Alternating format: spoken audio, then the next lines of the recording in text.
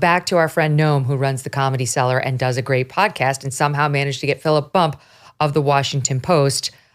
He's the writer, quote, focused largely on the numbers behind the politics, according to his bio. But he loses all ability to analyze anything when it reflects poorly on Joe Biden and his potential corruption. So we have a couple of sound bites from the interview, including where, and he had gone on, I think Noam had openly said, I want somebody to come on and debate with me whether there's evidence that Joe Biden is potentially corrupt and, you know, how high this Hunter Biden scandal goes. He was looking for somebody who would disagree with him. I think Noam sees corruption and he's troubled, and he was looking for somebody in the press who would disagree with him. And Phil went on, and it didn't go very well. It did not go well for Phil. Here's the first soundbite in which Phil is trying to defend Joe Biden on the claims of corruption. Sought to. This is so silly. So then find me evidence that Joe Biden acted on behalf of Burisma when he called for the firing of Shokin. Find me evidence of that. And there is none. I'm getting I just to don't that. Yes, okay, if you want to nitpick and pick out specific isolated snippets of conversation between Devin Archer and Tucker Carlson, who's the least good faith actor in the history of human journalism, fine, great, we can have this conversation, but it's not getting to the point. And the point, I thought, was to evaluate this charge that Joe Biden had acted corruptly in regard to Shokin and Burisma. And there's no evidence of that, and Devin Archer's own sworn testimony undercuts your argument, regardless of his using the word spun or fed.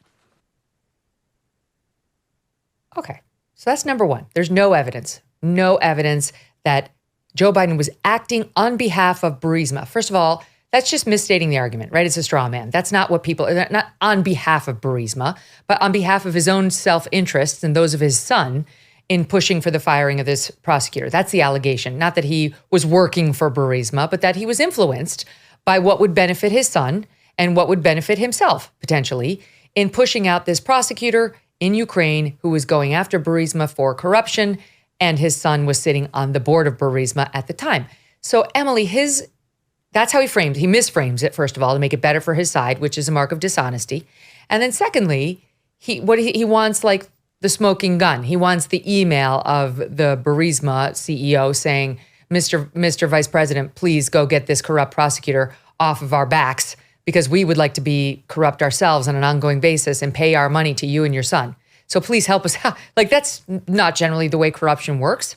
But if you look through the actual evidence of what led up to the firing of that prosecutor, you will see very clearly, we went through it just last week on the show, that it was not State Department policy nor the plan to call for the firing of that prosecutor.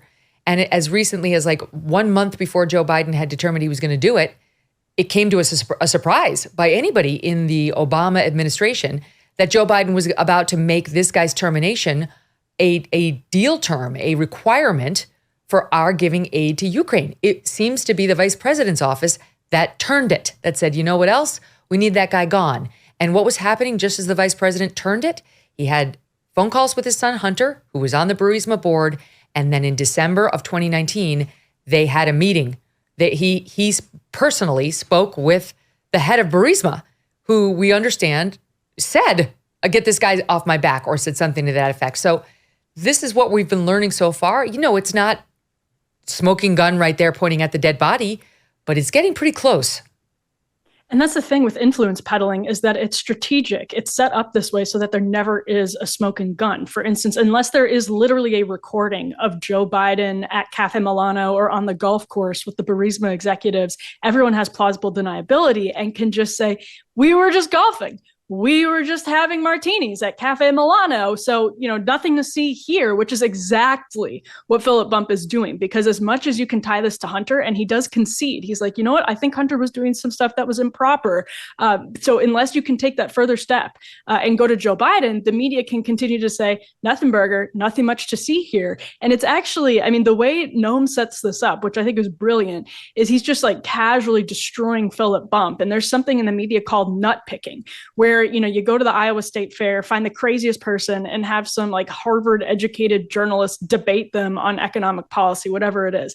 This is the exact opposite of that, because Noam starts the podcast by saying, I asked my friend, who is the smartest person who disagrees with me on Joe and Hunter Biden. And they said it was you, Philip Bump. And he just casually destroys Philip Bump's argument and shows where he's wrong, calmly, casually throughout the entire 1 hour of this podcast. And Philip Bump is an absolutely precious commodity in Washington, D.C. media circles. He's seen as somebody who is at the top of his field, somebody who is really smart, and he is not willing to say that there is evidence that Joe Biden is tied to this scheme, despite the fact that, again, we all know there's not going to be a check from Burisma to Joe Biden and the memo line is going to say firing Victor Shokin. Nobody thinks that's what's going to happen. Right. It's the optics, which is the entire root of influence peddling in the first place. It's just being able to get, as we were talking about in the last segment, those White House visitor logs,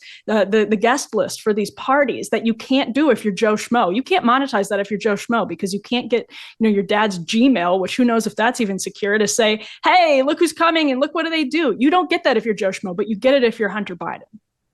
It's so true. And Eliana, Noam had Philip Bump on the ropes the whole time. It ended with Bump getting up and walking out, which is pretty spectacular because I have to say the questioning, while smart, was not aggressive. It wasn't, he made a fool out of himself by getting up and walking out. It just showed how thin-skinned and egg-shelled this guy is. He's not used to having to answer any questions of his sweeping defenses of the Bidens. Here's a little bit of that moment in SOT 3. What do you take from the text message to his adult daughter, Hunter's text message, I have to give 50% of my income to Pop? I have no idea what that means. I have no idea what that means. Well, I know it's circumstantial evidence, and you prefer that. No, what could it be? I have no idea. But doesn't it? I don't know. Well, I appreciate your. Has anybody asked her? I don't know. I don't know. Don't you think somebody should ask her? Okay. I'm not. I just said I don't know, and I don't know what to make of it, so I have nothing else to say about it. Yeah, what do you want me to say? Yeah, but you say there's no evidence, but then there's a text message where he says, "I give Pop 50% of my money." That's evidence. Okay. Well, okay, fine. So it's evidence. I appreciate you having me on. It doesn't. That something like that. Who do you think is being more? I listen to that and I'm saying, you can free to go. I feel you want me to leave, just walk out in the middle of this because that way you can you can go. Right. Is this a standard? Really, this is the way the Washington Post handles people who disagree with them. When I agree to be on for 45 minutes, go, and then go. I get on for an hour and 15. Yeah, that after a while I go. Thanks for having me. Oh my God, Eliana, I'm so embarrassed for him. I have secondhand embarrassment. I'm of two minds about this, Megyn. Honestly, if Philip Bump is the smartest person and the most qualified person who believes in Joe Biden, that's a bad sign for Joe Biden. Just for your listeners who don't live in the Beltway, like Emily and me, Philip Bump is not a reporter. He's a political commentator who, blogs on the Washington Post website. He's not out there breaking stories, as evidenced by the total and utter lack of curiosity evinced during this interview, where I think typical people, when confronted with that sort of information, would say, yeah, that's interesting. That's pretty damning text message, and I would be curious what they're referring to. The problem, I think, is that Philip Bump's attitude in this interview is indicative pretty much of the rest of the mainstream medias, and that's where we sort of run into a problem. The Biden White House has lied repeatedly, not just to the American people about Joe Biden's relationship to Hunter Biden, what they discussed about Hunter Biden's business, directly about Hunter Biden's business, what money he did and didn't take. They've lied to the press about this. And the press has not gotten their dander up about the lies the bald-faced lies that the White House, Joe Biden himself, his aides, the White House press secretary have told them, in the same way that they have gotten their dander up when it was the Trump White House that lied to them. And I think that's where we run into a problem, and the sort of emotionality, you can see Bump getting angry and irritated, is the way you get, when you're emotionally invested, when you're on a team. Yes. And well said. The mainstream media, they had that kind of emotional investment in going after Trump, in nailing their guy. And they just, not only do they not have that in nailing Biden on this, they have that emotionality in defending him. And That's why we're not ferreting out a lot of information on this story. Like, really, it should be the mainstream press that has that feels it in their kishkas the way like James Comer does going after this story. The mainstream media should have that, holding the powerful to account. We saw that during the Trump presidency, like the number of leaks and stories that a motivated media can get. They camped out at the Trump hotel. They literally had reporters like camping out. We've seen the opposite in the Biden presidency, where they're playing for the team and they're upset by people asking questions. And that, I think, is the difference and one of the main problems in our democracy. And then when conservatives ask questions, they say, well, that's a case, only a story in the conservative ghetto. It should be a story in all of the media. Where did you learn about money? Budgeting, saving, investing, and spending. If you're like me, it certainly wasn't in school. My parents did the best they could, but now I would really like it if my children could be better at money matters than I was at their age, which is where Busy Kid comes in. Busy Kid is an interactive money management app for kids and teens to help them learn how to earn, save, invest, and spend money wisely. It gives them real-life experience and allows parents to still be a safety net with approvals and monitoring.